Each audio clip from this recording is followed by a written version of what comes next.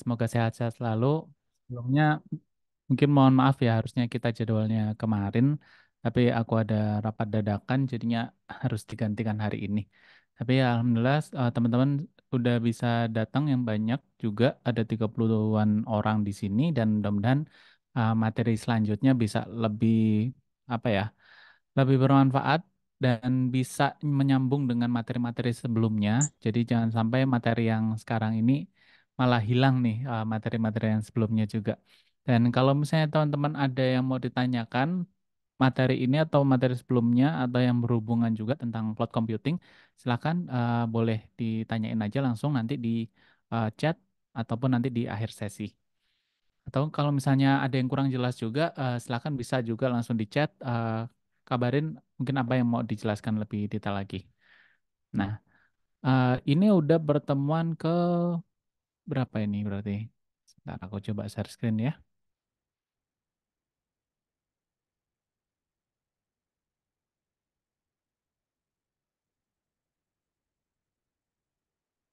Oke, screennya harusnya udah kelihatan. Eh, Bentar, coba kita lihat. Jadi di pertemuan pertama kita udah pelajarin ya tentang ini, ya perkenalan tentang eh, aku dan AWS. Selanjutnya kita juga udah pelajarin tentang compute, di mana di situ ada EC2, ada Fargate dan sebagainya. Nah, setelahnya kita udah belajar juga nih ada tentang membahas Docker, lebih detail tentang Docker dan nanti bagaimana deployment-nya juga. Uh, itu di hari kedua dan kita juga belajar storage di hari kedua. Uh, di hari kedua, di minggu kedua, minggu ketiga itu juga udah database dan sekarang kita akan membahas tentang security improvement. Jadi by default sebenarnya ada beberapa fitur security dan itu udah diimplementasikan di AWS, tapi ada improvement. Nah, kalau misalnya kita ingat ya waktu materi dulu, itu ada di sini Cloud Shared Responsibility. Nah, di sini itu eh, seku, apa namanya kewajiban kewajiban kita atau tanggung jawab kita dan AWS itu sama-sama. Nah, ini bisa disebut ya responsibility for security in the cloud, AWS responsibility for security of the cloud. Apa artinya? Artinya adalah AWS ini bertanggung jawab untuk mengamankan security dari cloud tersebut. Nah, jadi kalau misalnya kita ngomongin data centernya ya, itu adalah tanggung jawabnya dari AWS-nya. Jadi di sana nggak boleh misalnya ada orang masuk ke data center, habis itu bisa nyolokin laptopnya langsung ke server gitu ya, itu nggak boleh. Atau misalnya ada yang ngambil, habis itu di copy datanya, nah itu juga nggak boleh. Seharusnya kayak gitu. Dan itu termasuk di berbagai ini ya, software dan hardware-nya, termasuk di compute-nya, masuk ke servernya, habis itu ke apa namanya hard disk-nya, ke aplikasi database-nya dan sebagainya, itu nggak boleh. Atau di networking-nya juga, di Alhamdulillah. Maaf, networkingnya misalnya di spoofing gitu, di kayak apa ya, di listen gitu ya, ada trafficnya apa aja itu juga nggak boleh seharusnya di apa di AWS. Nah, tapi kita sebagai customernya AWS, kita yang sebagai penggunanya, kita yang menginstal aplikasi, menjalankan aplikasi kita juga, itu kita juga bertanggung jawab terhadap security-nya. Nah, security di sini bisa jadi kita menenkripsi data customer misalnya, atau mengamankan codingannya biar nggak ada bug yang bisa dieksploitasi oleh hacker misalnya ya, supaya eh, apa namanya data tetap aman. Jadi semuanya tentang data sih. Ketika kita ngomongin security, kita yang diamankan adalah datanya. Dan selain data, kita juga mengamankan adalah resource-nya. Bisa jadi kita punya EC2 gitu ya, kita punya server, servernya nggak ada data penting nih, ya udah ada hacker ya silahkan aja. Nah, tapi hacker itu bisa menggunakan server kita untuk menyerang yang lain gitu. Nah, itu nanti kita juga bertanggung jawab sebenarnya. Karena yang terdaftar menggunakan server tersebut adalah kita. Nah, itu bisa nih, apa namanya, makanya kita harus mengamankan juga server milik kita. Jangan sampai resource kita itu digunakan untuk keperluan orang-orang jahat, keperluan orang-orang hacker tersebut. Salah satu contohnya adalah misalnya eh, apa namanya mengirim virus atas nama kita, atau misalnya juga yang paling sering adalah DDoS ya, Distributed Denial of Service. Nah, itu yang paling sering digunakan. Nah, untuk itu kita bisa mengimplementasikan nih security kita. Misalnya menambahkan SSL kayak HTTPS itu kan lebih aman daripada HTTP. Habis itu tadi ya bug-bug itu harus ditutup. Bug itu bukan cuma bug fungsionalitas tapi juga bug berupa apa namanya security patch. Itu juga bisa kita atur. Nah, atau misalnya kita ada serangan gitu, itu gimana caranya kita ngeblok serangan itu atau ngeblok fitur yang bisa digunakan untuk itu. Nah, kita bisa melakukannya sendiri atau kita bisa menggunakan fitur-fitur yang ditawarkan oleh AWS. Nah, AWS ini juga punya managed service untuk security dan itulah yang akan kita bahas hari ini. Nah, eh, beberapa yang populer sebenarnya yang akan kita bahas, nggak semuanya, karena kalau kita bahas semuanya ada cukup banyak. Kita bisa lihat di sini ya. Dalam kategori security itu ada berhubungan sama identity dan compliance. Nah, identity ini tentang bagaimana kita mengidentifikasi user kita. Jadi kalau misalnya kita bikin aplikasi, user bisa login gitu ya, atau kita harus tahu ini siapa user ini. Nah, itu berarti kita berhubungan dengan identity. Identity ini berhubungan dengan autentikasi dan autorisasi. Ayo, ada yang tahu nggak bedanya apa? Authentication versus authorization.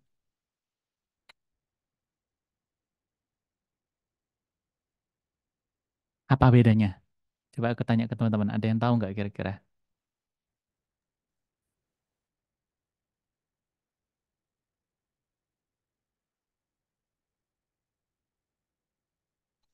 Kalau authorization mungkin hak aksesnya apa ya?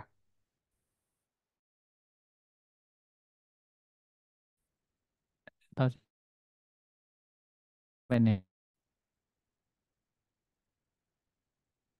Siapa tadi yang jawab? Silahkan nggak apa?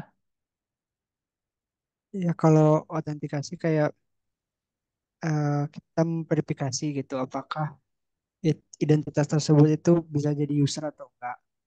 Kalau Hmm, authorization jadi kayak si user itu apakah bisa mengakses suatu page atau enggak gitu berdasarkan authorization-nya gitu yang udah didapatkan. ya, benar. Kayak gitu kurang lebih. Thank you, Rifki. Ah, jadi gini, autentikasi itu misal gini ya, kita mau masuk sebuah gedung. Autentikasi adalah kita ngasih tahu saya adalah Tegar gitu. Buktinya apa? Ini KTP ku. Nah, itu autentikasi ibaratnya. Nah, Satpam itu tahu, oh iya benar, Bapak Tegar, silakan masuk gitu.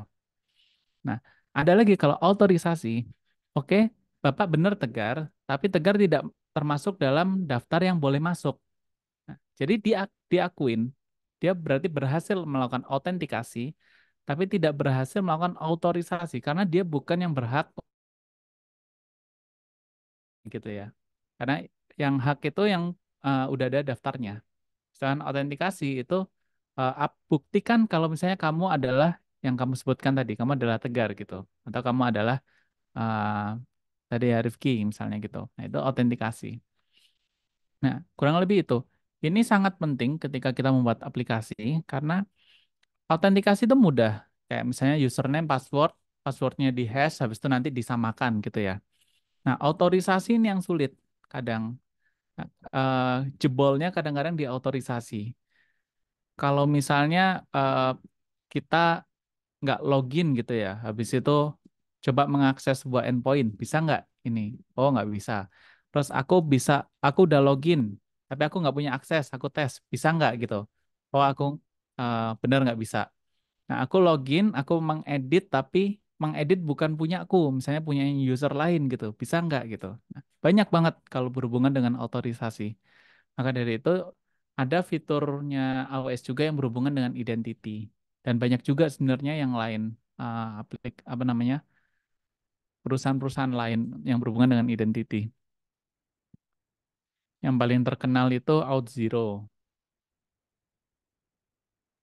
Ini sebenarnya cuma jualannya ya, cuma jualan halaman login gitu aja. Tapi ya berhubungan nanti dengan otorisasi juga. Terus itu ada yang sekarang lagi terkenal juga, Clerk. Nah, Clerk ini juga lebih, apa namanya, lebih mudah gitu. Nah, kalau misalnya kalian bikin aplikasi dan butuh ngebut gitu, dan butuh login juga, bisa kalian pakai ini. Um, Selama 10.000 monthly active user, maka nggak masalah kalau di bawah ini gitu.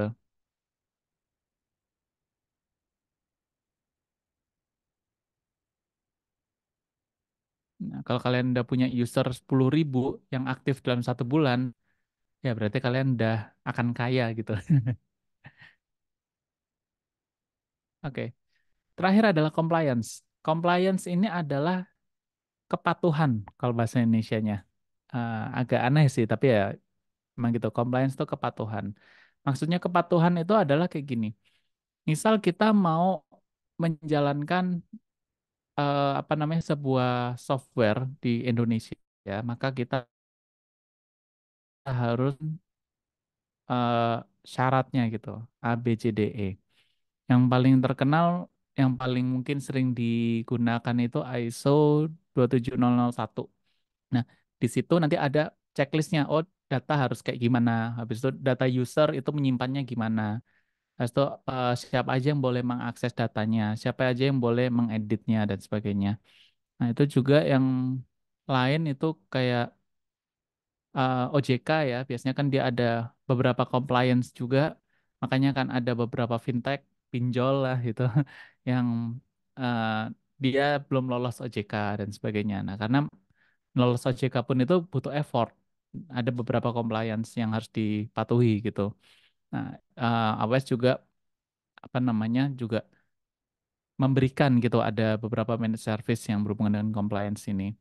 Nah, tapi kalau misalnya kita sebagai pribadi atau yang mau belajar, kemungkinan kita nggak akan terlalu banyak belajar, apa nggak terlalu banyak yang nyobain ini. Identity masih oke, ada Cognito di situ, dan nanti kita belajar IAM juga, ini Identity and Access Management.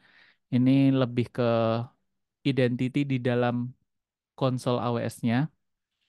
Habis itu security kita akan bahas sedikit tentang bagaimana mengamankan server kita. Nah, selain itu ada juga beberapa hal kayak misalnya detection and response gitu ya. Eh, Misalnya ada serangan gitu, atau misalnya ada sesuatu anomali, itu bisa juga ada beberapa apa namanya, service yang ditawarkan. Khusus misalnya dengan IoT dan sebagainya.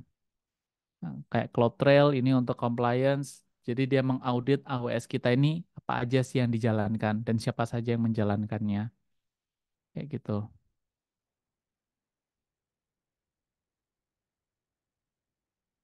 Nah, banyak banget, dan ada juga use case-nya juga yang di, apa namanya, yang bisa kita pelajari dari sini.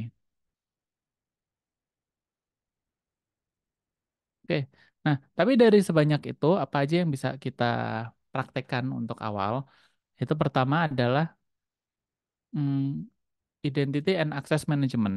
Jadi bagaimana nanti teman-teman punya akses untuk login misalnya. Login ke, apa namanya, ke konsol. Habis itu juga punya akses ke misalnya server, atau misal si A itu punya akses ke server, si B punya aksesnya ke S3 aja gitu. Si C apa namanya, punya aksesnya hanya lihat saja, tapi nggak bisa bikin. Nah, itu ada banyak nanti yang bisa dilakukan dengan IAM ini. Nah, kalau security group kemarin juga kita sempat bikin ya, security group, yaitu untuk mengatur firewallnya kita, firewall dalam server kita. Nah, bedanya apa dengan WAF ini, Web Application Firewall? Ini lebih banyak tentang berhubungan dengan web application. Sedangkan security group berhubungan dengan server, tentang Linux-nya. lebih gitu.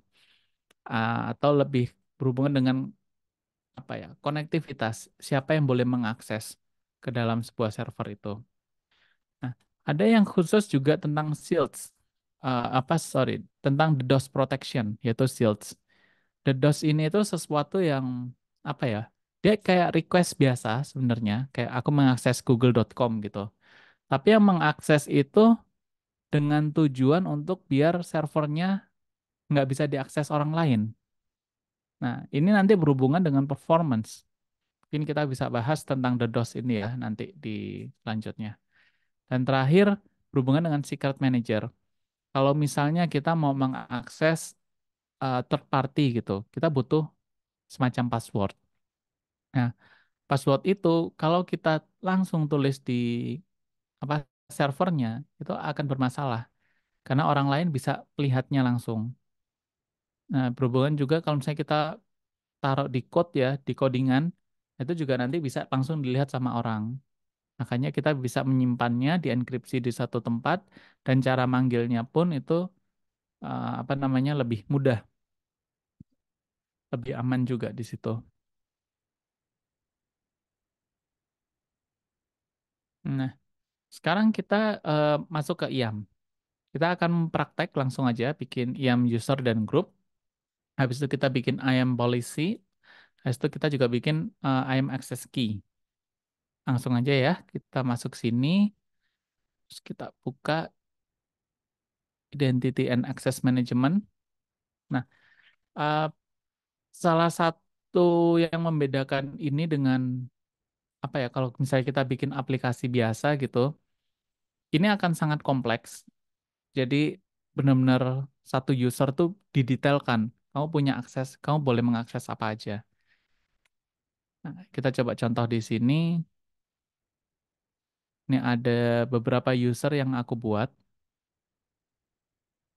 Ada apa? Belajar Terraform, habis itu ada yang lain sebagainya. Kita bisa ketahuan juga dia aktif terakhirnya kapan. Nah, kalau kayak gini-gini yang jarang aktif tuh bisa dihapusin sebenarnya. Oke, kita coba bikin user namanya test user gini. Nah, pertanyaannya adalah user ini apakah boleh untuk mengakses konsol? Konsol itu adalah yang sedang kita buka ini ya. Ini namanya konsol. Uh, Jika kamu menggunakan konsol sebagai orang, best practice-nya adalah kita menggunakan IAM Identity Center. Nah, uh, jadi standarnya AWS itu setiap tahun itu kan akan berubah-berubah. Dan apa namanya? Kalau dulu itu kita bikin IAM user. Tapi kalau sekarang kalau kita butuh untuk mengakses konsol, dia merekomendasikan yang berbeda gitu. Jadi emang apa namanya cloud itu terus berkembang, nggak bisa stuck terus di sini. Nah, aku akan coba bikin IAM user karena bikin identity center tuh agak lumayan rumit dibandingkan bikin ini. Oke, kita bikin custom password. eh,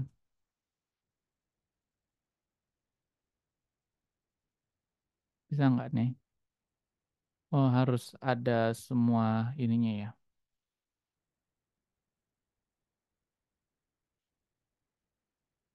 Oke, aku namanya test user. Ini next. Nah, kita udah bikin usernya nih. Tapi kita harus kasih permissionnya. Dia boleh ngapain sebenarnya. Nah, aku bisa attach policy directly. Jadi aku punya list. Di sini ada list permissionnya ya. Ada 1203 permission yang udah dibuat sama AWS. Tapi kita juga bisa bikin sendiri permissionnya. Contohnya gini. Aku mau ngebahas tentang EC2. Nah, ini ada EC2 full access. Detailnya kita bisa lihat di sini. Action EC2 itu dibolehin. Actionnya load balancer gitu ya, dibolehin. Uh, Resto actionnya CloudWatch itu dibolehin. Nah, gimana kalau aku mau dia ngebolehin untuk EC2 semua prosesnya, Tapi aku nggak ngebolehin tentang elastic load balancing. Maka kita bisa create sendiri. Misalnya kayak gitu. Atau kita cari aja, oh aku mau yang read only gitu. Nah, di sini ada ternyata udah dibuatin. Nah, di sini allow-nya isi itu, kalau tadi kan isi itu titik dua bintang ya, berarti semua proses. Kalau ini isi itu titik dua describe, berarti hanya read only, hanya bisa melihat aja. Describe bintang, berarti boleh mendeskripsikan apapun, entah di servernya, entah di storage-nya, dan sebagainya. Ini juga kita bisa lihat CloudWatch Metrics, get metric statistik, dan describe semuanya. Dan untuk semua resource. Nah, eh, ini yang aku bilang tentang IAM policy di sini. Jadi eh, nanti sama kalau kita mau bikin policy-policy lain ya, ada formatnya kayak gini.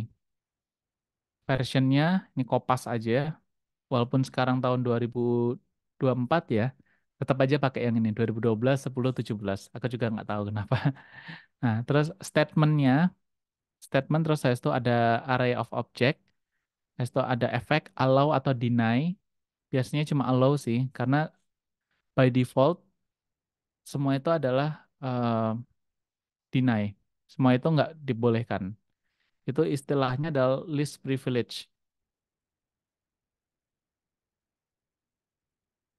The principle of least privilege. Jadi um, ini apa ya prinsipal dalam security. Kalau misalnya kita mau mengamankan sistem kita dalam informatika ya, uh, user itu harus diberikan minimum level of access. Jadi jangan langsung semua dikasih. Contohnya gini, aku cuma mau si test user yang kita buat ini hanya mengatur isi itu. Ya udah berarti aku tulisnya isi itu full access. Itu nggak apa-apa. Jangan kasihnya dia admin, administrator akses. Berarti ini dia bisa mengakses semuanya di luar isi itu juga. Nah, ini agak bahaya sebenarnya. Nah, maka dari itu kita harus berpegangan dengan ini, list privilege. Ini eh, nggak semudah kata-katanya ya, karena kadang kita harus back and forth, harus bolak-balik gitu. Karena yang megang ini sama developer kadang berbeda. Kalau misalnya kalian sendiri yang ngerjain nggak apa-apa, itu bisa sekalian belajar ya. Oh ternyata kalau aku mau satu workflow sistem ini, aku nggak cuma butuh isi itu aja, tapi aku butuh misalnya ECR untuk ngepull ininya, apa namanya, eh, Dockernya. Nah, itu kan nanti ada caranya sendiri. Oke, itu kita udah punya set ya. Permission policy kita udah set satu dari 1203. Maksimal tuh kalau nggak salah satu user tuh 20. Nah, kalau misalnya kita nggak mau bikin ini, kita bisa bikin grup. Nanti kita bisa lihat grup itu kayak gimana. Ini ada boundary tapi nggak kita bahas karena cukup rumit. Oke, kita ada bikin test user, kita bikin passwordnya juga. Permissionnya adalah Amazon isi itu full access. Dan tag-nya kita nanti bisa bikin juga create user. Nah, bikin user ini gratis ya sebenarnya. Nggak perlu apa namanya, nggak perlu bayar. Kalau misalnya apa namanya software lain kan bayar per user gitu. Nah, ini kebetulan nggak. Nah, untuk loginnya kita bisa pakai ini, login yang ini. Jadi di sini ada random number itu adalah organization ID atau account ID ini. Sama. Aku loginnya sekarang sebagai root atau sebagai admin. Nah, kalau kita mau login, kita bisa dua konsol AWS ya.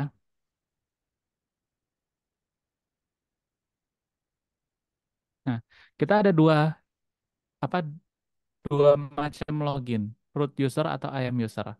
Yang tadi kita buat adalah IAM user. Maka yang pertama dimasukin adalah account ID. Ingat namanya tadi username-nya test user, tapi yang diminta apa? Account ID, bukan eh, apa test user. Maka account ID-nya adalah ini. Ini bisa kita bentar dulu mau copy. Copy paste. Next. Nah, baru tanyain username dan password. Atau kalau misalnya kita punya link langsung,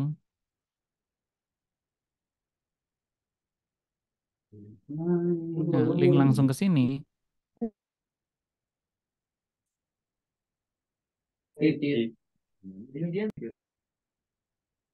nah, kita akan langsung mengarah ke sini dan diisiin sebenarnya account ID-nya. Nah, kayak gini. Sama aja sebenarnya ya. Kalau punya linknya langsung, yaitu kalau misalnya nggak ada, ya berarti kalian harus masukin account ID. Oke. Udah punya account ID, sekarang kita punya tes username-nya, tes user, konsol passwordnya. Oke, sign in.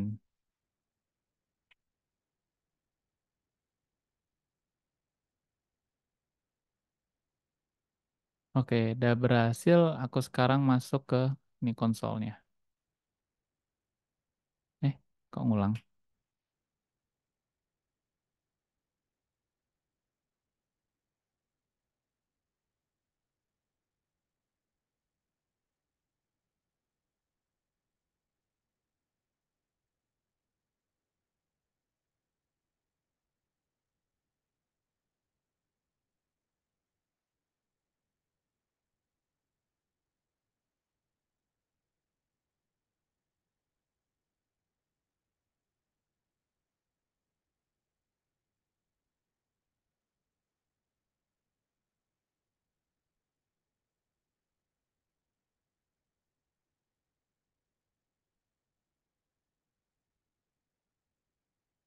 Oke.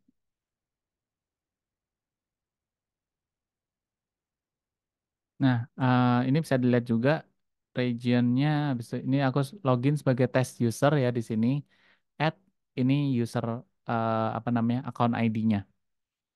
Dan di sini kita bisa lihat ini sebenarnya list dari semua produknya AWS. Tapi kita hanya punya akses ke sini. Compute isi itu aja. Coba kita buka.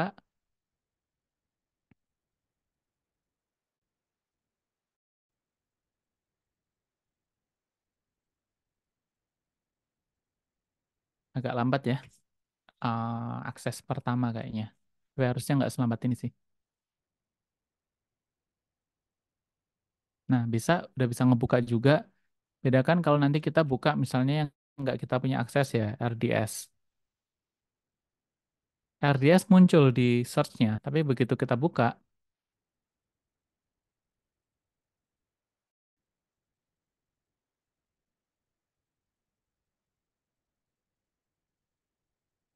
kenapa lambat banget ya?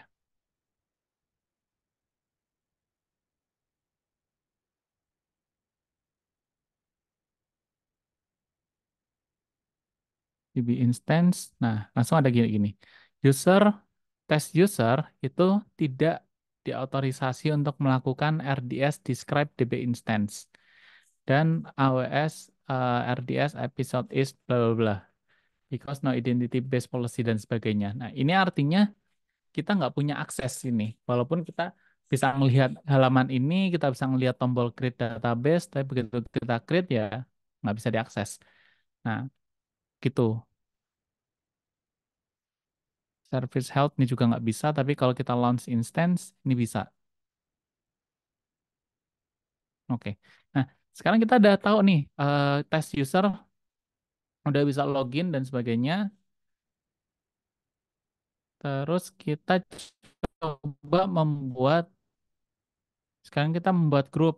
Misalnya grupnya adalah developer.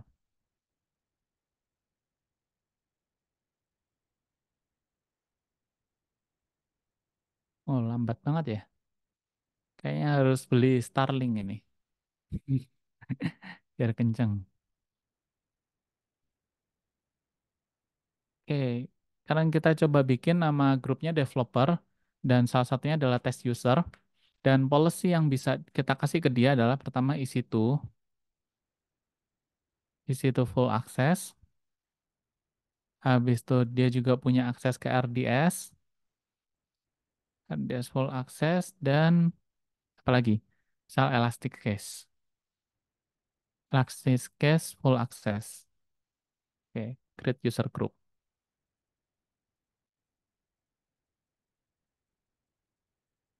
Nah, developer akhirnya udah punya satu user, dan kalau kita balik lagi ke usernya test user ya, kita lihat permission yang dia punya apa. Nah, sekarang dia punya tiga nih, EC2 full access, Elastic Cache full access, sama RDS full access. Karena dia tergabung dalam grup developer. Nah, sekarang kita balik lagi ke sini. Tadi kan RDS nggak bisa ya di sini ya, create database. Kita refresh aja.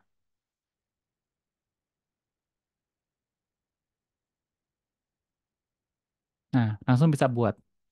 Nah, artinya apa? Kita nggak perlu kayak apa namanya logout dulu, habis itu login lagi untuk mengaplikasikan apa namanya proses ini gitu. Dan ini real time ya, kita edit sekarang langsung bisa dipakai juga di sini. Nah, coba kalian nanti kapan-kapan kalau buat aplikasi tes juga kayak gini. Misal user tersebut apa namanya bisa kita create, habis itu permissionnya ini aja gitu. Habis itu create nanti apa namanya permisinya hanya lihat saja, nggak bisa nge-write gitu. Atau sekarang kita masukin ke grup, nah dia grupnya punya implementasi kayak gitu. Nah, itu yang apa namanya bisa kita lakukan dengan grouping. Nah, kita udah bikin nih IAM user dan groups, dan kita juga udah lihat di sini ya, kalau misalnya tes user bisa langsung real time kayak gitu juga untuk dapetin. Nah, sekarang kita eh, apa lagi ya? Kita coba nambahin permission baru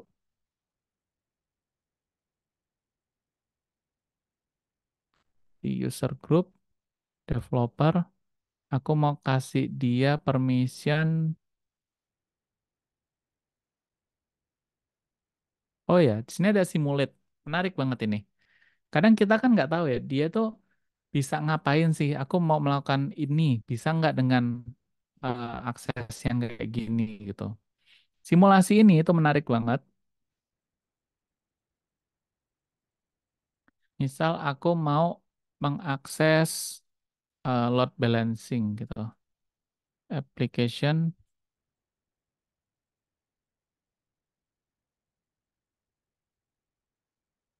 LB.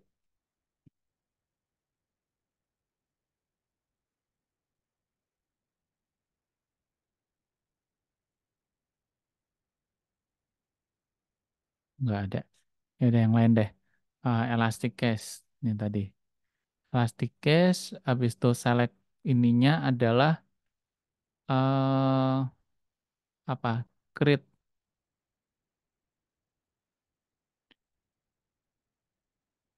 Ini permissionnya sebanyak ini ya. Kadang makanya pusing juga. Ini mau bikin apa? Nah ini create cache cluster. Nah terus kita run simulation, bisa nggak dia punya akses? Nah dibolehin ternyata dia mengakses ini. Terus kalau misalnya aku mau ngecek nih create cache, terus habis itu dia mau connect juga, mulai boleh. Kita coba ngambil ini elastic cache kita nggak bolehin, terus kita run simulation, nah deny, nggak dibolehin. Contoh lagi, kita mau mainan Kubernetes gitu ya, EKS, EKS, Elastic Kubernetes Service. Kita mau eh, create cluster misalnya, run simulation, nah boleh boleh untuk ini nggak boleh. Setelah aku mau juga untuk ECR, container, container registry. Setelah aku mau list image sama aku mau nge-push put image ya kayaknya.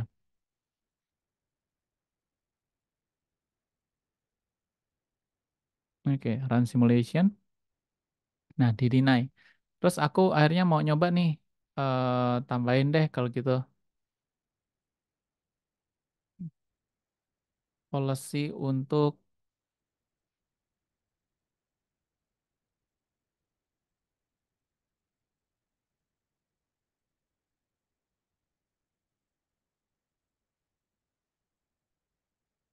gimana cara ini ya?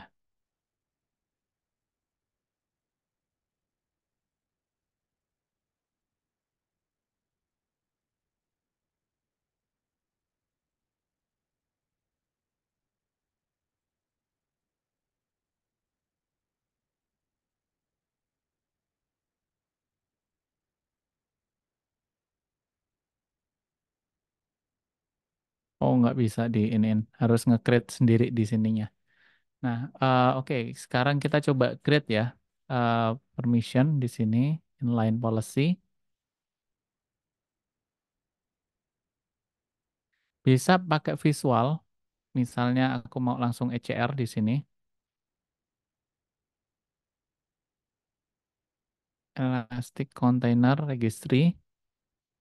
Habis itu actionnya apa yang mau aku punya akses, apakah all, semua akses gitu ya, atau aku cuma beberapa aja. Misalnya aku ngelist semua action, sorry, ngelist image gitu ya. Habis itu aku bisa nge-read juga dan aku nge-write. Atau aku cuma nge-read aja, aku nggak bisa nge-write.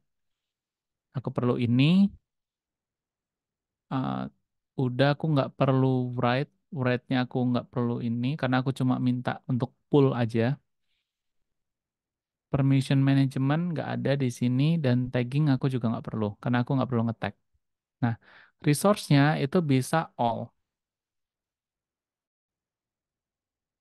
Maksudnya resource-nya itu gimana? Kadang kita punya, aku punya ECR nggak di sini?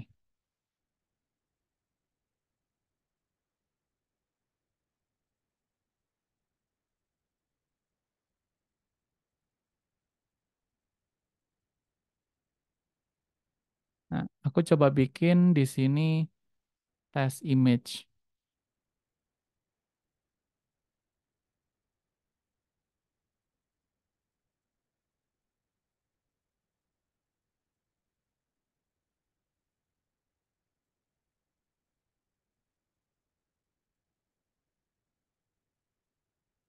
Nah, aku punya di sini test image. Di sini kita ada namanya ARN.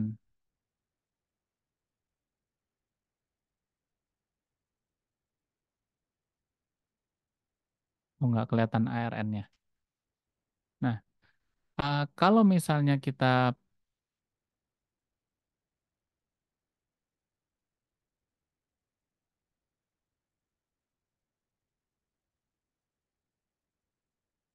nah ARN ini istilahnya apa ya ARN tuh ya? Amazon Resource Name. Nah, dia kayak ada apa format tertentu untuk mendefinisikan sebuah repository. Sorry, sebuah resource name-nya itu. Dalam hal ini, resource name untuk kontainer ini adalah test image. Nah, di sini nanti gini, ARN, AWS, ECR, habis itu _2_2, ID iniku, ID accountku, repository, slash, nanti ini test image. Kurang lebih kayak gini. Nah, bisa juga kita bikin any repository name, ini bisa jadi bintang, any region, itu bisa kayak gini juga. Nah, ECR titik dua, ini any region, tapi kalau misalnya bukan any region, berarti cuma di episode is satu, misalnya gini ya. Nanti berhubungannya sama ini. Nah, ini resource. Kita bisa bilang ya, user ini kamu hanya boleh mengakses server ini aja gitu. Server A aja. Kamu nggak bisa server B juga. Itu bisa nih. Jadi tadi kita ngebahas list privilege ya. Nah, itu kayak gitu. Hanya tertentu aja. Kamu bisa punya akses untuk nulis, bisa delete, bisa update dan sebagainya. Cuma server ini. Nah, itu dihubungin sama resource-nya. Nah, tapi karena kita berhubung membahas tentang semua ECR, maka kita tulis all aja di sini.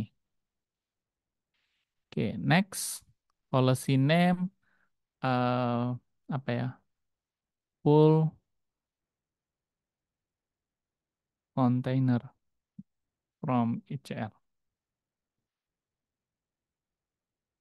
Oh iya, nggak boleh pakai itu. Full container from ECR.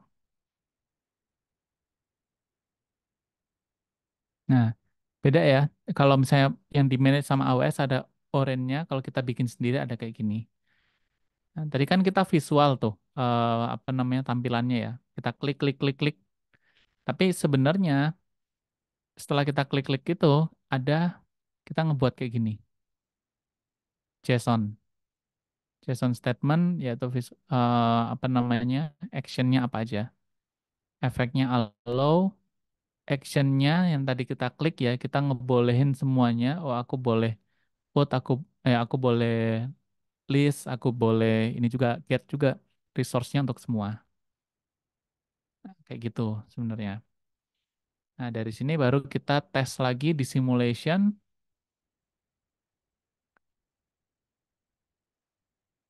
existing grupnya developer. Ini harus kita refresh kayaknya. Kayaknya nggak ada yang baru. Nah, sekarang ini ada pull content from ECR. Kita coba ECR sekarang. Elastic Container Registry.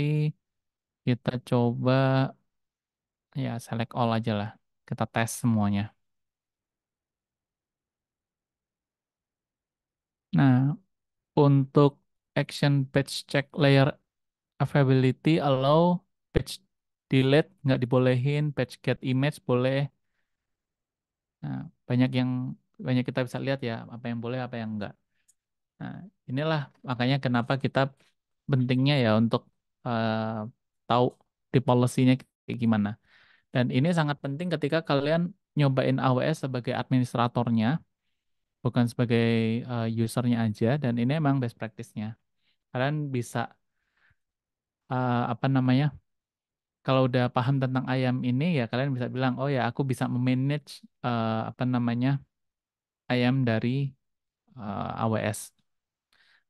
Terus bagaimana dengan cloud lain kayak GCP, habis itu Azure, itu juga mirip-mirip kayak gini. Jadi kita bikin user, habis itu kita kasih permission juga di sana, dan kalau bisa list privilege juga.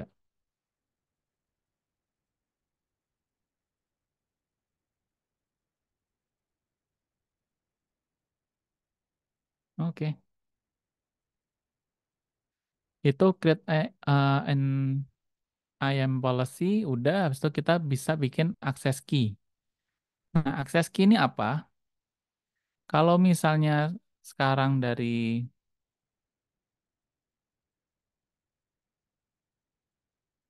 nih ya, nah dari si test user ini adalah bisa membuka konsol aja, tapi dia nggak bisa ngebuka untuk misalnya dari apa namanya dari terminal itu nggak bisa. Coba kita bisa nggak dari terminal ini Cloud Shell? Nah nggak bisa. Unable to create environment, you don't have the required permission yang administrator to access Cloud Shell. Nah, ini harus punya permission untuk ini juga. Eh, Terus kalau misalnya kita mau pakai AWS CLI,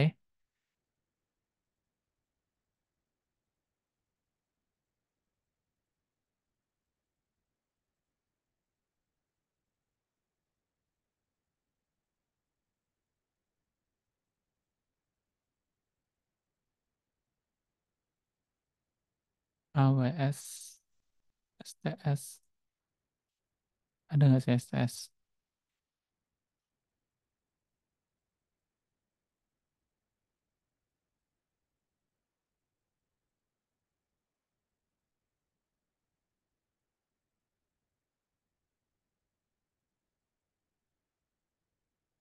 Get caller identity. Oke. AWS STS get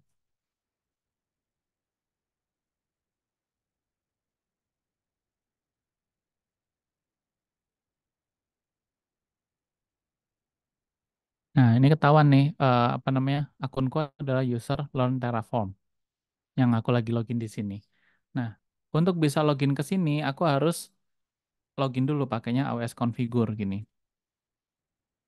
Tapi by default, eh, apa namanya, console user, test user ini itu nggak punya akses untuk melakukan itu. Artinya ya dia hanya bisa buka dari sini aja, buka dari apa namanya, konsol aja. Artinya juga dia nggak bisa membuka kayak Terraform untuk CLI, untuk programmatically bikin resource-nya, itu nggak bisa. Nah, maka dari itu kita perlu untuk, sebentar, ini nggak usah back aja, continue. Kita lihat user, test user. Nah, kita kasih di sini akses key. Kita kasih command line interface. Sebenarnya ada yang lain ya, akses key-nya berupa apa?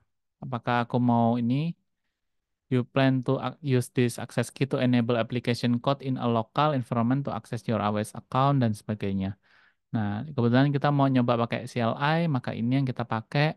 I understand, next, tag-nya nggak usah dulu.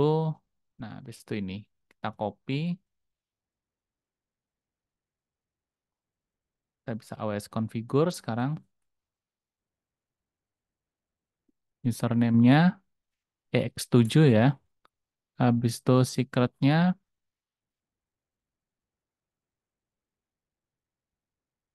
oke. Sekarang kita balik lagi, AWS STS get caller identity. Nah, sekarang udah berubah nih sebagai test user.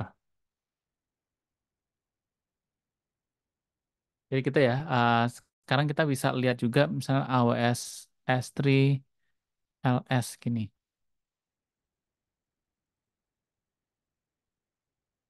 Oh, dia nggak punya, nggak bisa, nggak ada ininya, nggak ada responnya malah.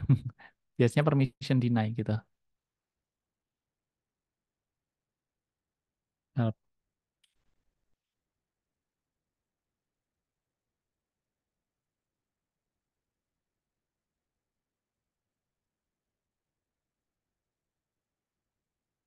CPMVRM, iya harusnya ada LS, tapi di sini LS-nya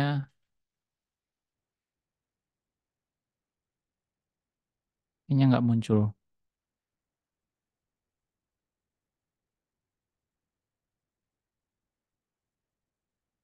nol ya, tapi nggak muncul. Nah, sekarang coba AWS isi2, isi2 help, dia bisa semacam LS gitu nggak ya?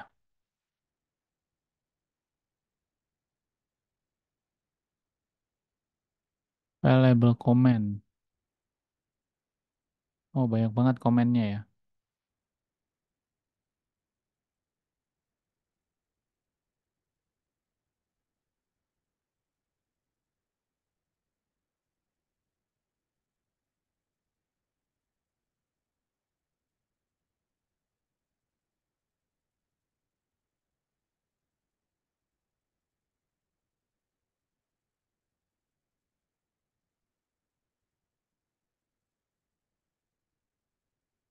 Ya, banyak.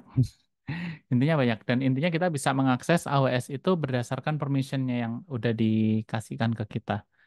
Jadi eh, nggak beda walaupun si apa namanya, si test user itu punya akses ke CLI dan CLI itu bisa mengakses semuanya, tapi tetap dia hanya bisa mengakses di apa namanya, di resource yang udah didefinisikan aja atau di service yang udah didefinisikan aja. Nggak bisa untuk semuanya. Sama dengan konsol juga kayak gitu. Gitu. Kalau misalnya teman-teman di satu titik ini ya, udah selesai di sini, ada satu teman yang udah punya apa namanya, akun AWS ini, atau misalnya kampus ya punya satu AWS ini, Terus habis itu mau dibagi nih akses ke teman-teman buat belajar. Nah, itu bisa banget menggunakan ini IAM user. Jadi masing-masing itu punya aksesnya masing-masing, punya apa namanya, punya user masing-masing, punya secretnya masing-masing, punya passwordnya masing-masing juga. Nah, nanti dari admin itu bisa mengatur, oh hanya boleh mengakses pertama misalnya isi nya aja gitu. Nah, terus habis itu teman-teman bisa nih belajar, oh hari ini belajar isi dan sebagainya. Nah, kalau misalnya biar nggak di-abuse, itu bisa misalnya sehari sekali misalnya di AWS Nook gini. Bisa dibersihin tuh semua resource-nya. Knock a wall AWS account and delete all its resource. Ini juga bisa sebenarnya, langsung dihapus semuanya. Atau ada juga ngebatasin by apa namanya pakai budgeting ya, bukan nggak bisa dibatasin sih, cuma lebih bisa dibudget gitu. Berapa banyak yang bisa diiniin dilakukan.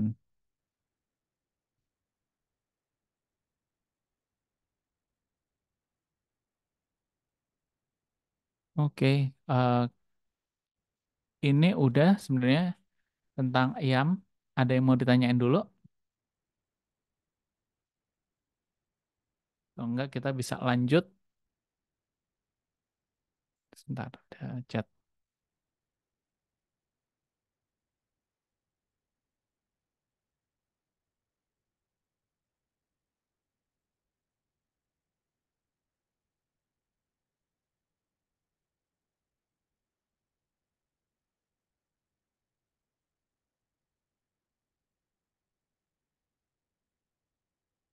Nah, Uh, ayam roll snip waktu itu pernah aku ini juga ya apa pernah aku share juga ya kayaknya nggak perlu aku share lagi di sini nggak perlu didemoin lagi jadi bagaimana caranya kita memiliki akses seakan-akan sorry isi itu semuanya itu memiliki akses seakan-akan user tersebut nah itu adalah ayam roles dan sebenarnya sama di sini juga ada di sini yang roles ya.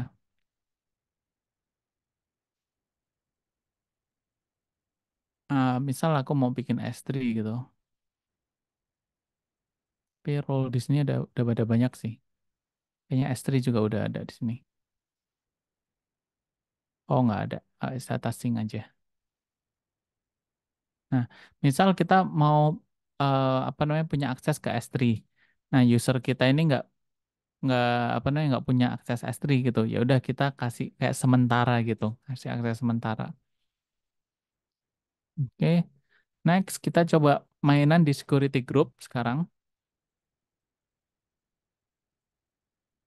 Untuk bikin security group, kita coba pakai tes user kita aja. Ini tes user kita akan coba menggunakan EC2 di sini. Jangan di Sydney. Kita pindah ke Virginia aja.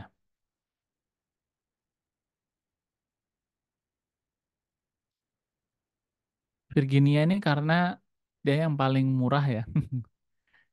Dibandingkan Singapura dia lumayan perbedaannya, apalagi dibandingkan Jakarta. Jadi kalau mau belajar-belajar gitu mending pakai Virginia atau Oregon. Itu lebih enak. Tapi Oregon lebih dekat ke kita sih dibandingkan Virginia. Jadi biasanya lebih latensinya lebih bagus. Oke, sekarang kita coba tes instance. Coba pakai Ubuntu aja.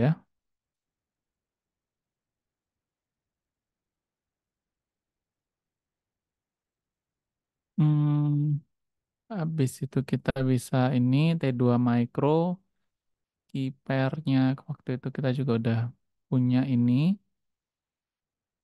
Nah, ini yang kita bahas tadi, security group. Kita coba pakai yang Launch Wizard 1. Untuk ini apa, kita sayangnya nggak bisa lihat di sini, harus buka langsung di apa webnya.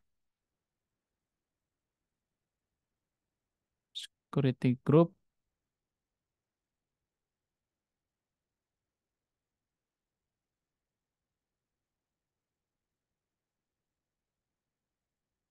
Dia apa? Launch Wizard 1. Nah, Launch Wizard 1 itu adalah kita bisa SSH di sini, port 22, dan bisa HTTP port 80. Sumbernya dari semuanya, 0000. Oke. Aku mau bikin instance nih ada dua, biar nggak ini, biar bisa melihat ya bedanya apa. Dan ini ada Launch Wizard 1, database-nya, apa, hard disk-nya 2 aja. Oke, launch. Oke, kita punya dua instance sekarang, langsung. Jadi nggak perlu bikin satu-satu ya, kalau sama, bikin aja langsung dua-duanya gitu. Nah,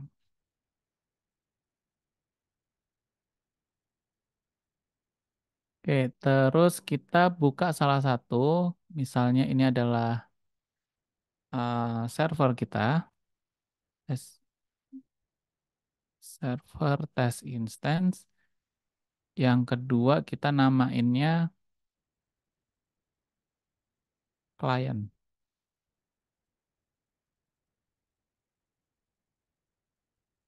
Nah, yang akan kita otak-atik adalah server test instance sekarang.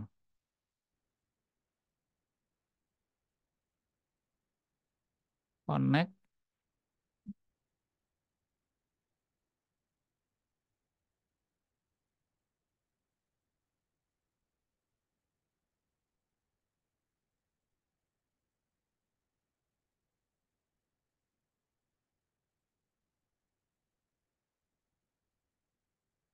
Oh, ternyata aku nggak punya akses untuk melakukan ini. Nah, kadang gini juga, AWS nggak terlalu konsisten secara ininya. Biasanya dikasih tahu kenapa bisa apa, kenapa nggak bisa connect. Kadang apa permissionnya apa, kadang cuma dikasih tahu gini doang. Nah, kalau kayak gini kita coba tes dengan root user.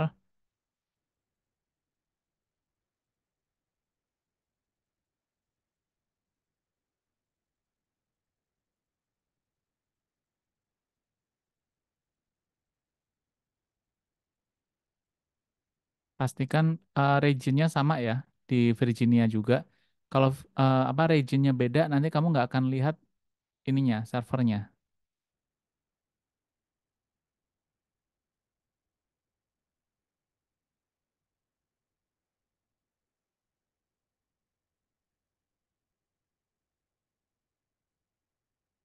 Oke, kita coba sekarang ini klik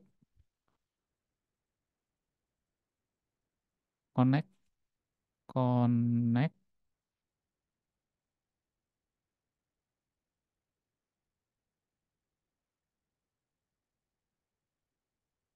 Nah, sebagai root, aku bisa terhubung nih.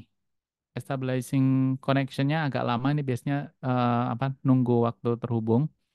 Nah, kalau misalnya, nah terhubung ya benar ya. Kalau dari ini test user itu nggak terhubung. Berarti kita coba cari permission untuk ini. Di situ instance connect. Ada nggak? Kita sebagai ini coba buka user atau user group lah. Developer, permission, kita add permission, attach policy. Nah, nggak ada di situ instance connect. Berarti kita harus bikin sendiri.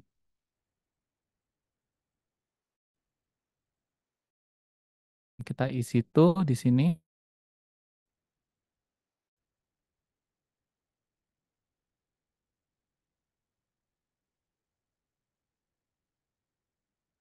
Kita coba cari connect.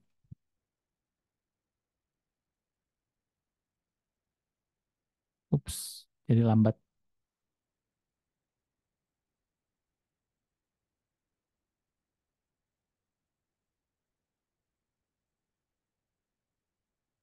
Mhm. Ngeheng malah.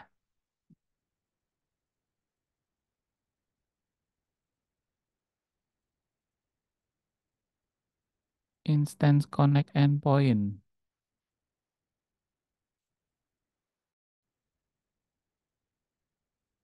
Instant connect.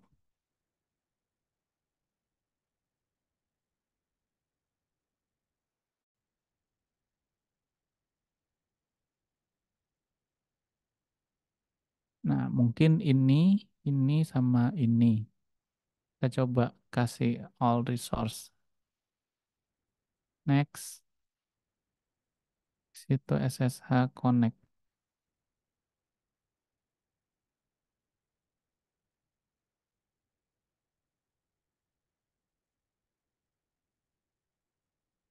Nah, oke. Sekarang kita coba refresh. Bisa nggak dia terhubung? Oh, masih nggak terhubung. Nah, ini yang tadi aku sempat bilang, kadang list privilege itu agak pusing. Karena kita nggak tahu apa namanya, eh, permission yang mana yang sebenarnya mengizinkan itu.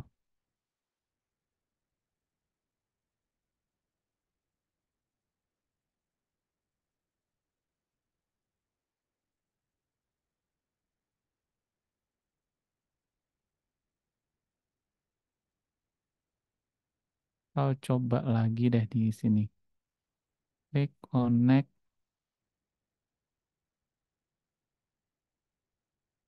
connect using EC2 Instant Connect, connect using EC2 Instant Connect endpoint.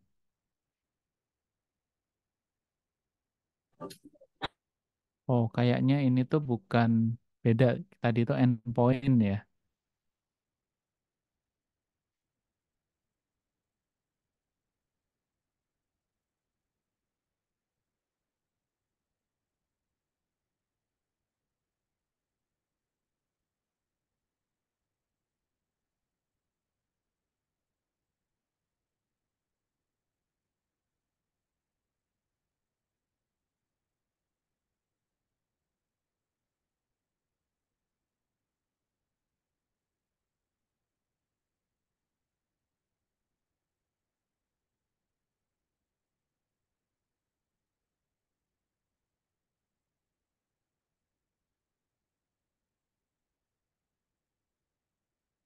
Oke, kita coba cari-cari lagi apa namanya permissionnya.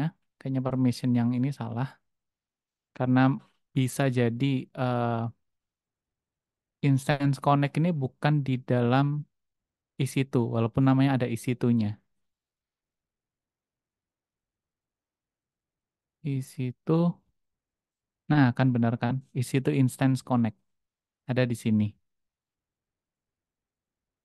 Resource-nya oke. Itu ini EC2 ini hapus aja. Next, save changes. Oke, berhasil. Sekarang kita coba cek di sini Ubuntu Connect. Ini sebagai test user ya. Harusnya kita udah punya akses sekarang.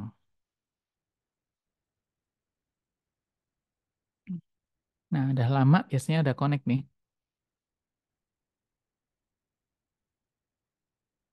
Nah, benar, udah terhubung.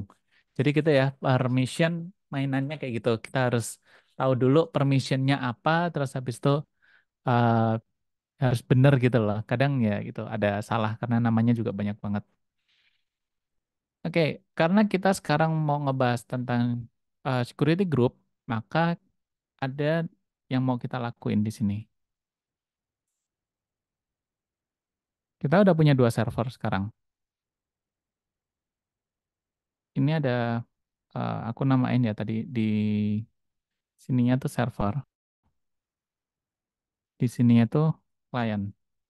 Nah, eh, anggap ini user.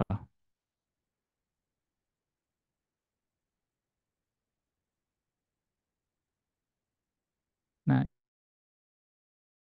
user mau terhubung ke server di sini. Membuka website di port 80. Ini diizinkan. Nah, tapi kalau server ini juga punya port 3000 misalnya.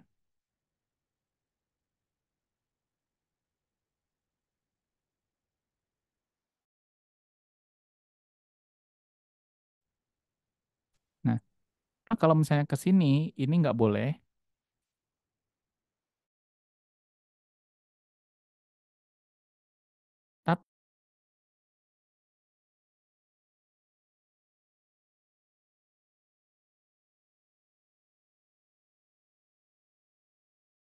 Tapi kalau misalnya dari klien ke sini itu boleh. Ke port 80 install Nginx nanti. Port 3000. Oke. Udah kebayang ya harusnya apa yang mau kita lakuin. Yang kita coba update dulu.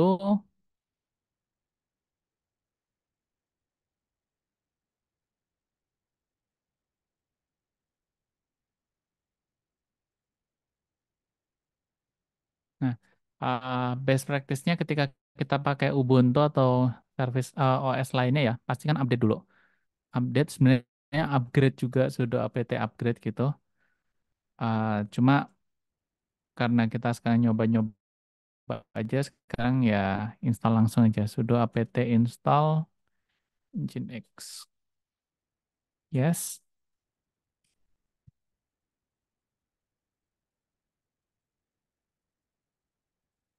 Nah, kita bisa cek sekarang kita punya curl, punya curl localhost 3000. Sorry, 80.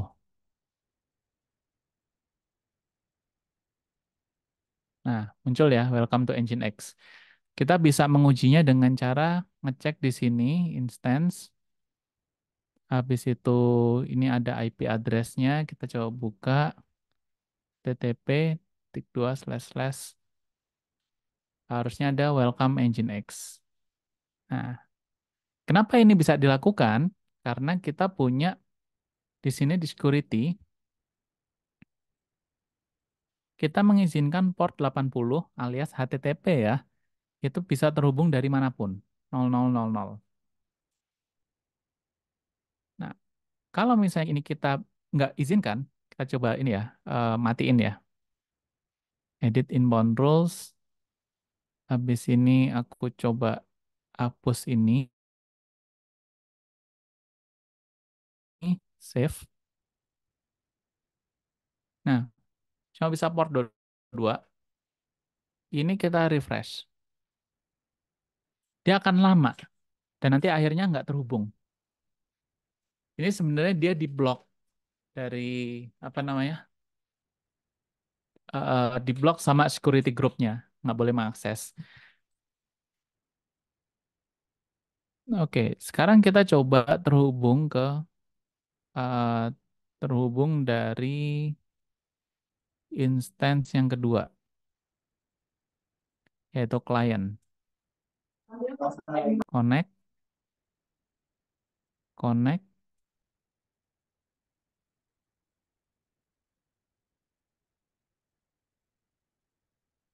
Ya, client test instance. Yang ini server test instance buat ngebedain aja. Ini security group kita. Welcome. Ini masih muter-muter karena ya emang nggak bisa terhubung gitu. Nah, ini biar perbandingan. Kalau ini kan udah ada Nginx yang tadinya. Nah, client test ini kita coba curl juga IP address yang sama.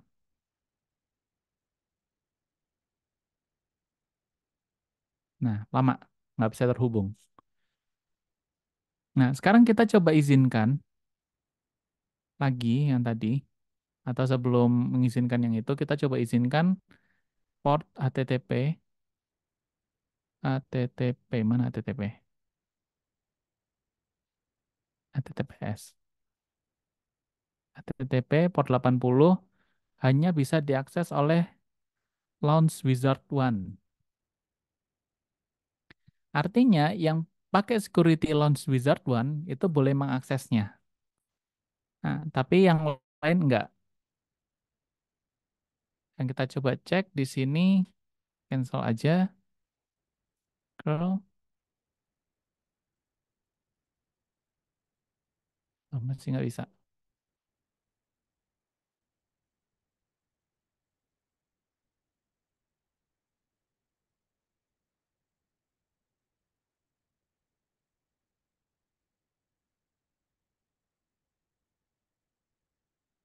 Hmm, coba pakai yang ininya. Ini nggak bisa. Coba pakai. Nah, ini baru bisa. Hmm. Karena dia dari Launch Wizard One ya, maka IP yang dipakai adalah IP lokalnya dia. Mana tadi? 172.31.2360. 172.31.2360. Kenapa kok bisa kayak gitu? Karena ini kan satu network. Kalau misalnya kita pakai IP address yang internet, coba bikin ulang.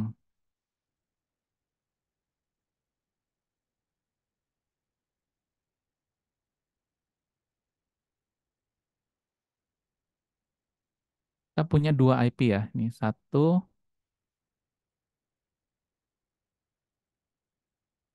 dan IP kedua di sini.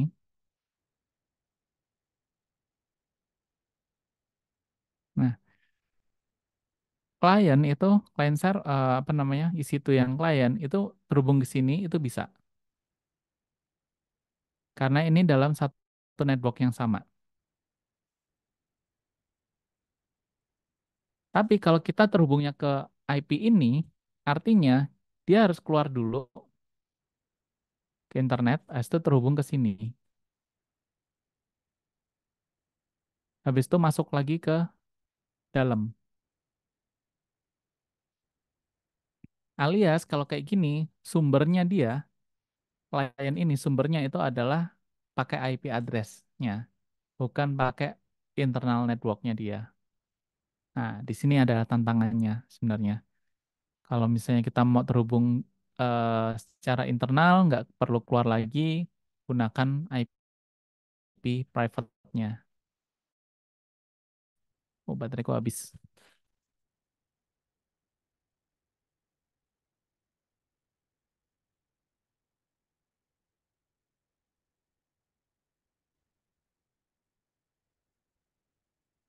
Bentar ya, aku cas dulu.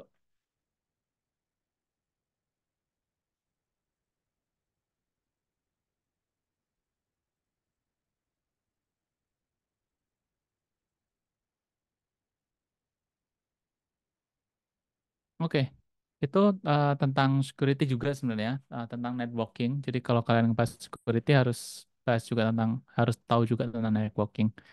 Nah, di sini kita coba lihat, kita bisa terhubung ya. Oke, ini di sini masih nggak bisa terhubung, cannot be reached, nggak bisa nyampe. Ya udah kalau gitu aku juga terhubung ke IP address-nya lokal aja, private-nya nggak bisa juga. Nah, karena ini adalah lokal. Kalau lokalnya di sana berarti di pokoknya depannya 172 itu sebenarnya lokal.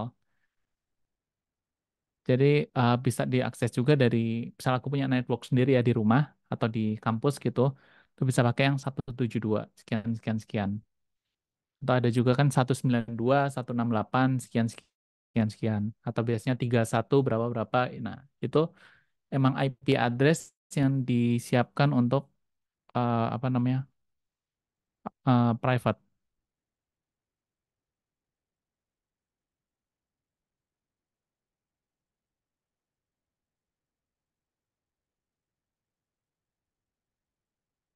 Oke.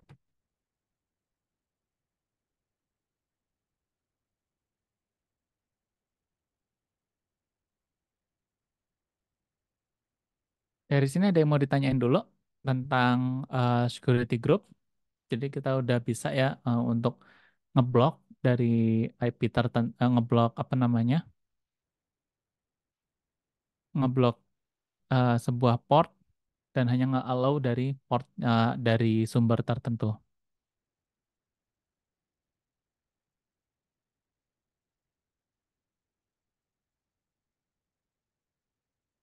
Oke, kalau udah aku coba terminate nih dulu.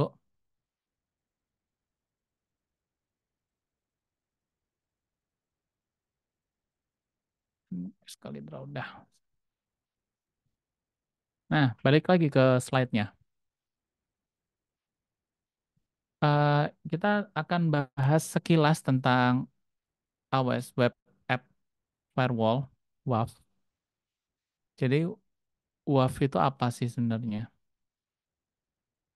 Nah, uh, application firewall help protects web application by filtering and monitoring HTTP traffic. Jadi yang benar-benar di protect itu HTTP aja ya, nggak termasuk misalnya kayak SSH atau yang lain itu enggak. Ini biasanya memprotek beberapa tag seperti ini, CSF, XSS, SQL injection, dan sebagainya. Setiap request itu ada patternnya biasanya. Misalnya SQL injection, itu kalau misalnya ada yang ini nggak fokus ke security nggak? Atau tertarik ke bagian security, hacking, dan sebagainya. Nah, kalau misalnya tertarik biasanya akan tahu nih ada kayak gini-gini juga.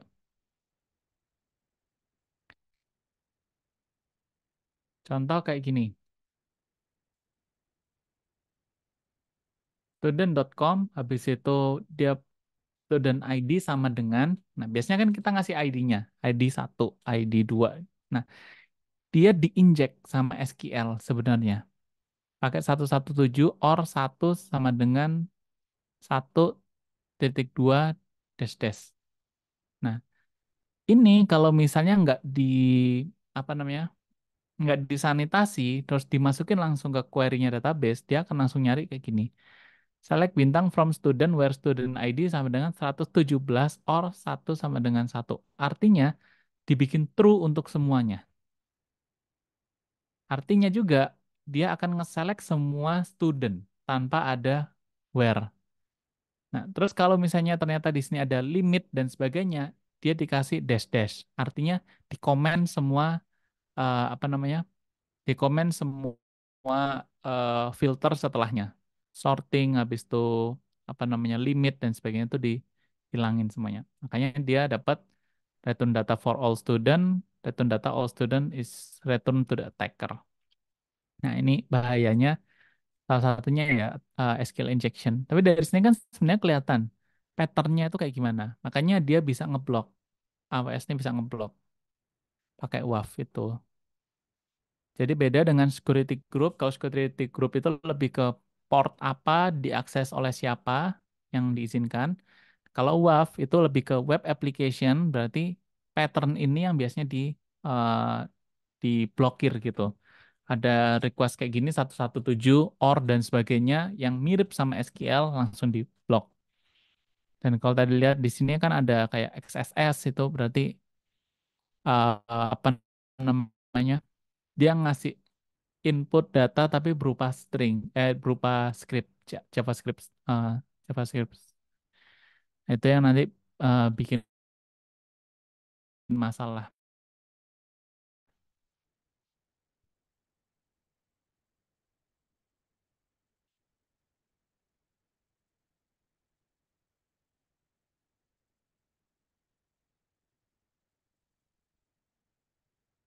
Nah, monitoring, block or filter, atau create policy juga.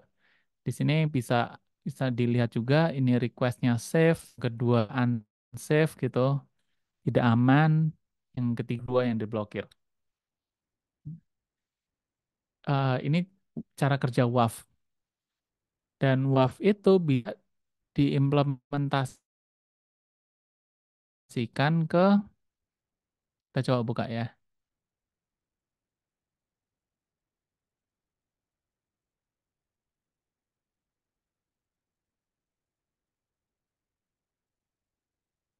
WAF itu bisa diimplementasikan ke antara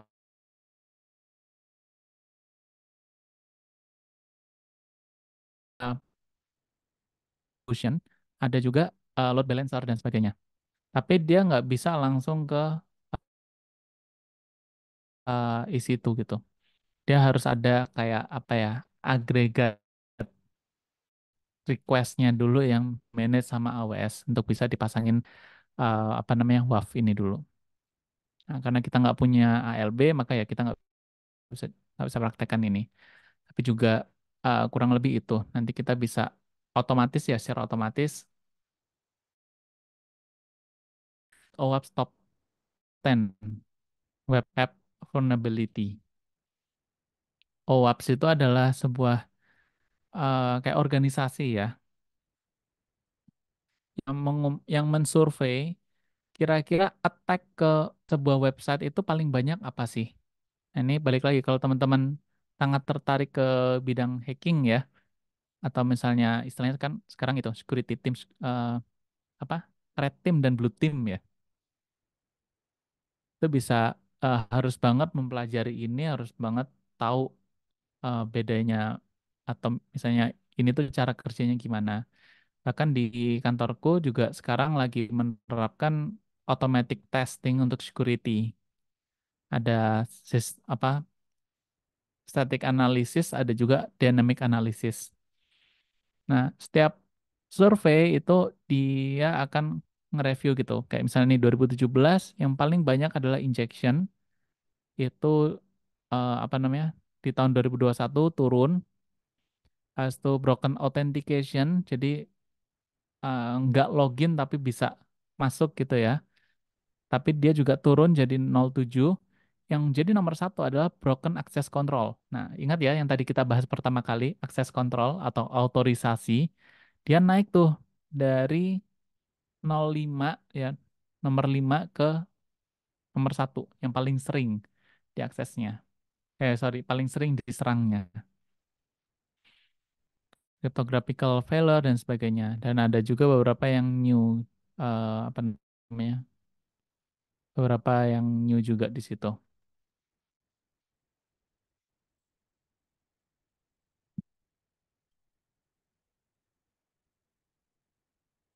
Nah, dengan adanya WAF, emang kita nggak bisa expect semua ini akan langsung keblokir gitu. Kita tetap harus ngebikin aplikasi kita secure. Cuma seenggaknya beberapa yang paling common itu bisa diblokir sama WAF. Yang apa namanya? Ya tetap kita harus bikin yang secure juga. Jadi just in case WAF kita matikan, request yang harusnya keblokir itu juga nggak bakal nyerang kita. Nah, next setelah WAF itu ada AWS Shield. Itu berhubungan sama DDoS. Nah, DDoS ini beda sama OWASP Top 10 ini ya. Kalau misalnya mana tadi? Top 10 ini itu kebanyakan hacker akan ngecek tentang vulnerability. Vulnerability ya berarti gini. Oke, dia punya akses ke sini, habis itu coba diutak-atik nih cara requestnya, atau coba di apa namanya, dibedah cookie-nya atau dibedah request-nya, diubah payload-nya dan sebagainya. Ada yang di engineering di situ, ada yang direkayasa. Sedangkan kalau DDoS, dia mainnya volume. Misalnya 1 juta apa 1 juta request dalam 1 detik langsung dihajar ke server tersebut. Tujuannya apa? Server tersebut nggak bisa menangani request tersebut. Kalau nggak bisa ya berarti down. Kalau down berarti ya bisnisnya dia terganggu. Kalau bisnisnya terganggu, kadang baru muncul ada sesuatu yang apa ya celah gitu yang baru muncul ketika kayak gitu-gitu ada down atau ada masalah dan sebagainya. Itu yang sebenarnya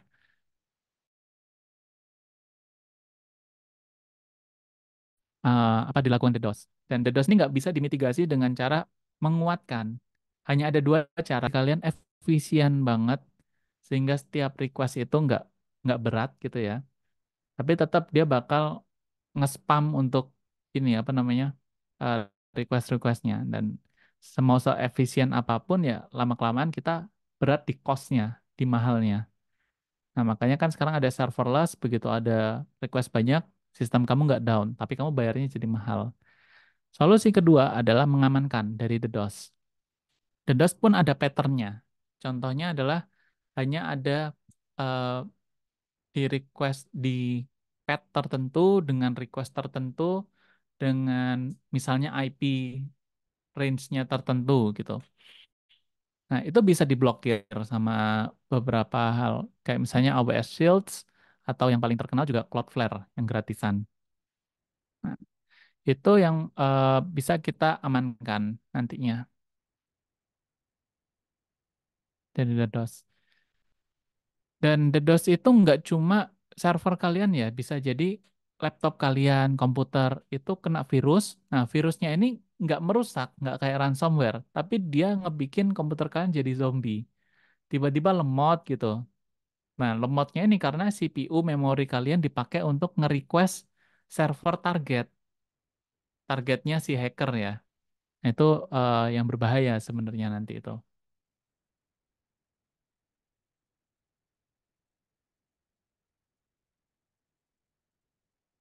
Oke. Terakhir tentang secret manager di materi tentang security ini. Nah, itu kenapa aku nggak matiin server di sini. Ntar kita coba lihat. Harusnya tinggal server ya. Ya, sekarang kita coba bikin baru, yaitu adalah secret manager.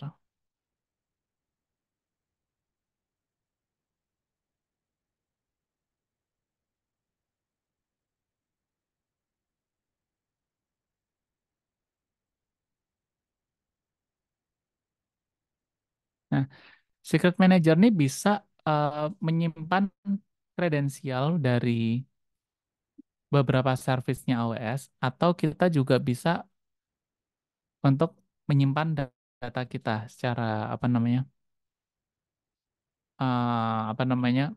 ya bebas gitulah, data-data bebas. Bisa berupa key value, misalnya ini adalah apa ya, username, tes, password,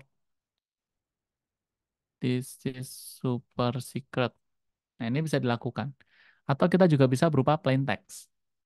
Nah, kalau key value nanti berupa JSON ya, kalau jadiin plain text. Atau yang pernah aku lakuin, aku juga bisa bikin kayak env, export username sama dengan tes, export password sama dengan, nah, kayak gini juga bisa. Jadi bebas, tergantung nanti uh, kebutuhan kita apa untuk secretnya ini. Cuma kalau plain text gini lebih biasanya sih dipakai untuk SSH key ya, itu disimpan di sini nanti untuk diambil. Nah, ini kita hapus aja, kita bisa balikin lagi. Nah, kayak gini, terus next, secret name-nya dev test.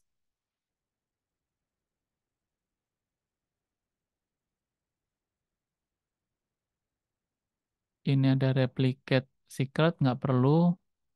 Next, configure rotation. Jadi secret itu eh, best practice-nya ya, kita bisa untuk merotasinya setelah sekian waktu. Misalnya setiap sebulan sekali gitu, itu diubah passwordnya. Nah, itu bisa banget. Jadi best practice di enterprise ya, di apa perusahaan produk itu kayak gitu. Di sini contohnya ini 4 jam sekali dia diputar. Efeknya apa di sini? Kalau misalnya server kita dihack sama hacker gitu, kredensial yang dia punya itu hanya berlaku misal 4 jam aja. Setelah itu dia berubah semuanya, kredensialnya berubah semua secara otomatis. Nah, terus kita gimana sebagai developer yang sebenarnya? Nah, itulah kenapa kita harus menerapkan automation dulu sebelum menerapkan ini. Jadi kita nggak bisa mengakses production secara langsung, tapi ada mekanisme lainnya gitu. Oke, tapi kita nggak perlu ini dulu, nggak perlu rotation. Nah, ini sampel code-nya, gimana cara mengaksesnya nanti. Misal di Python, bisa di bahasa lainnya gitu. Tapi ya ya udahlah, kita store aja langsung. Oke, selesai ya. Sekarang pertanyaannya, bisa nggak kita ngakses itu?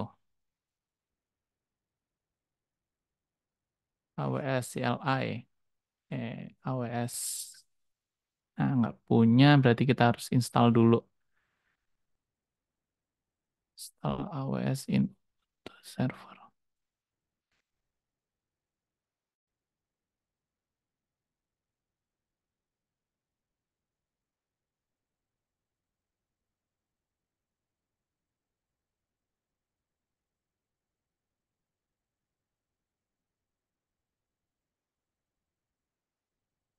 Linux,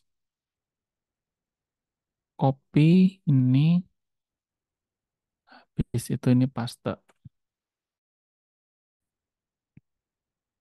Iya.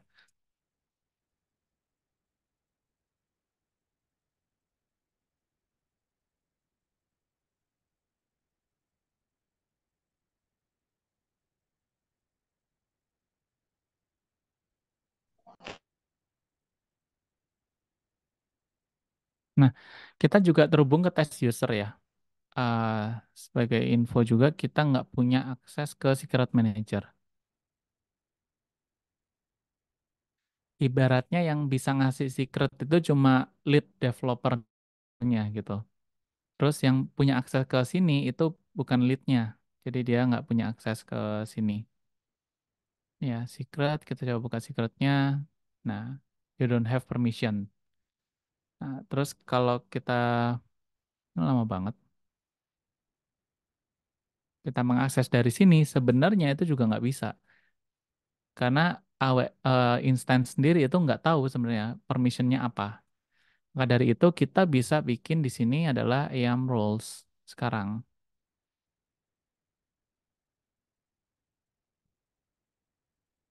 IAM roles.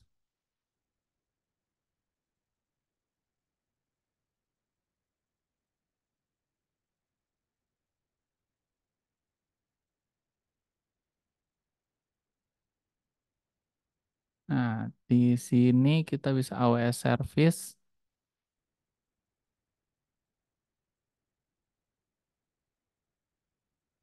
Di situ dibolehin untuk read secret secret manager. Nah, kalau misalnya kita pakai ini permission yang udah dibuatin sama AWS, itu cukup bahaya karena dia mengallow untuk read dan write. Buktinya apa? Di sini ada secret manager titik dua bintang. Nah, ini bahaya sebenarnya. Maka kita nggak pakai ini. Kita harus bikin sendiri sebenarnya permissionnya ini. Cara bikinnya gimana? Kok nggak ada ini ya? Oh, ini nanti dulu aja. Kosongin dulu, next, create secret manager. Oke, create role.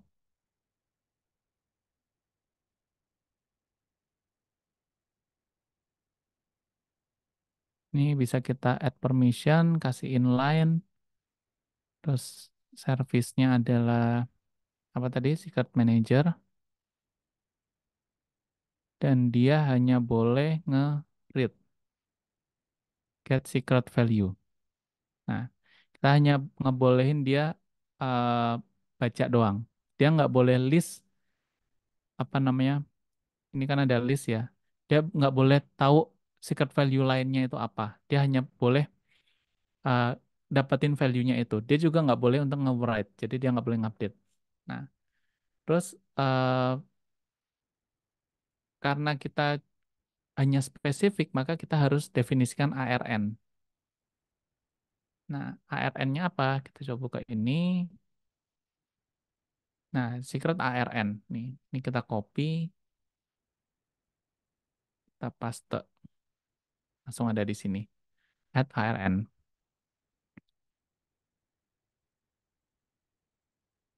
Oke, next.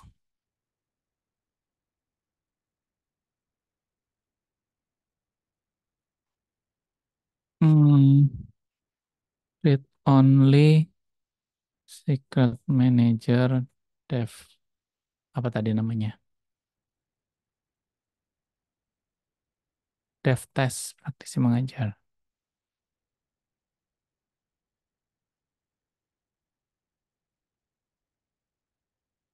Read policy. Nah, sekarang kita bisa tahu isi itu akan punya role read secret manager dan policy-nya kita custom, customer inline. Dan itu adalah hanya allow secret manager get secret value dari spesifik ARN aja. Nah, sekarang kita coba kita ngasih, oh ya, sebelum itu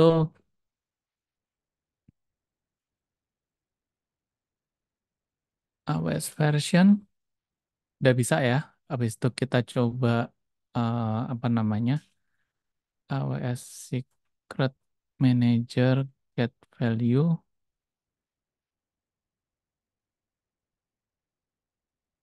Aku lupa ininya.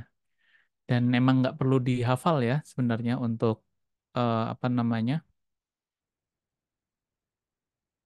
Untuk command line atau untuk code itu nggak semua harus dihafal.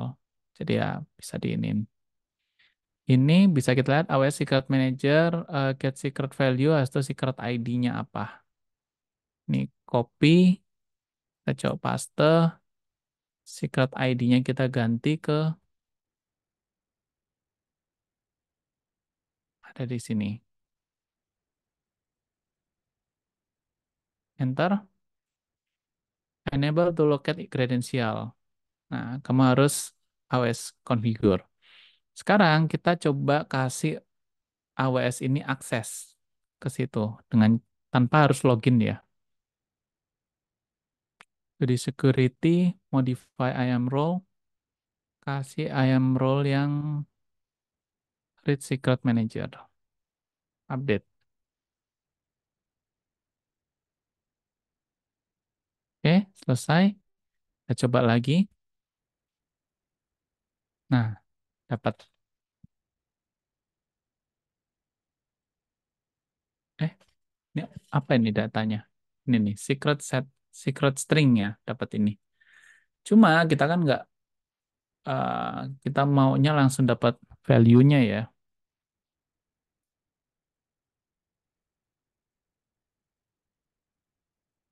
Output secret string.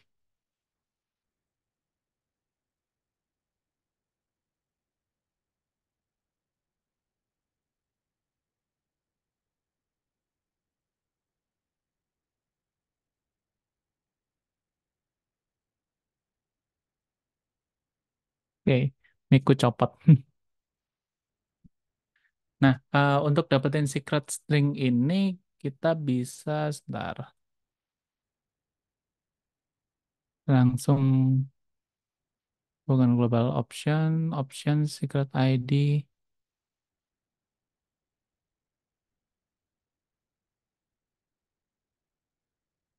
get secret value only. Oh, ini output. Harusnya output.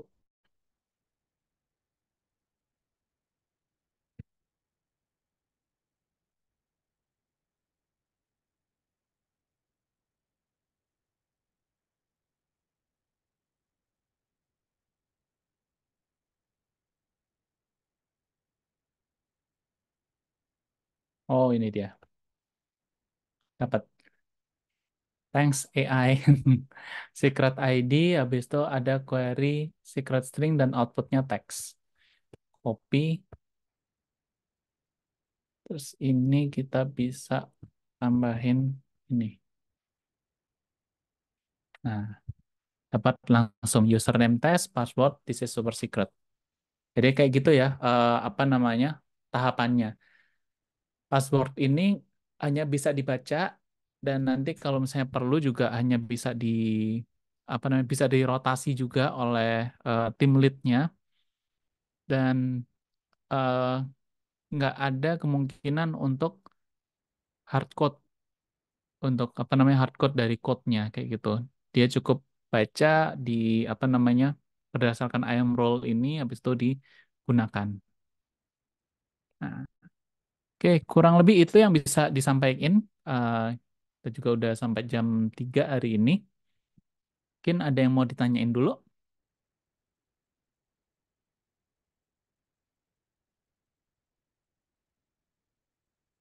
Nah, untuk ngerangkum ya, jadi yang udah kita lakukan dari tadi itu, kita paling banyak berhubungan tuh dengan IAM usernya. IAM user, IAM role, habis itu apalagi policy, inline policy, kita nge-create policy-nya, kita tes, itu juga kita cobain di security group. Nah, di Secret Manager nih kita juga coba nih dari isi itu terhubung ke service lain menggunakan IAM roles tuh kayak gimana. Nah, kayak gitu sebenarnya mudah-mudahan di apa namanya tahapan-tahapan tadi itu bisa sebagai bayangan nanti untuk teman-teman eh, ngerjain project selanjutnya menggunakan AWS ataupun nanti magang atau misalnya di eh, pekerjaan nantinya. Karena ini salah satu level di security ya. Mungkin kalau nanti kalian kerja sebagai junior itu nggak akan terlalu dilibatkan untuk security ini, tapi ini bisa mempercepat kalian untuk naik level nantinya dari security ke middle misalnya. Karena kalian bisa tahu best practice itu kayak gimana. Nah, itu aja mungkin dari aku. Aku balikin ke moderator. Baik, terima kasih Pak Tegar atas penyampaiannya. Sebelum saya akhiri, apakah dari teman-teman ada yang ingin ditanyakan terlebih dahulu? Kalau ada, silakan di raise hand saja. Dan mengingatkan kembali untuk absensinya sudah saya share di kolom chat.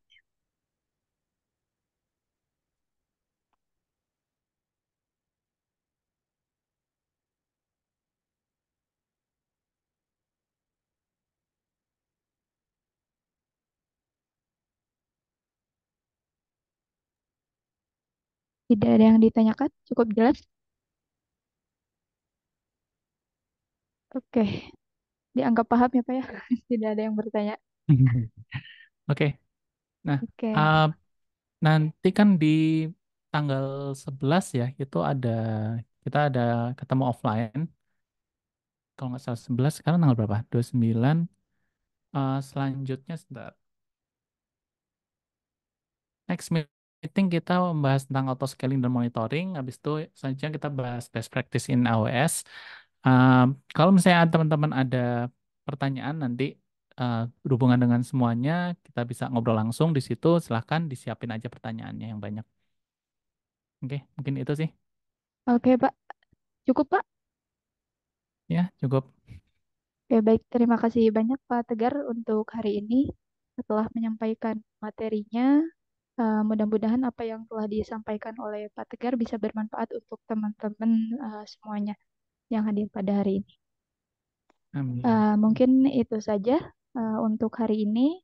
Saya selaku moderator mohon maaf yang sebesar-besarnya apabila banyak kata-kata yang kurang berkenan di hati teman-teman semua. Terima kasih atas perhatiannya. Wassalamualaikum warahmatullahi wabarakatuh. Makasih banyak Waalaikumsalam Pak. warahmatullahi wabarakatuh. Makasih Ya, Pak. sama-sama. Semoga bermanfaat.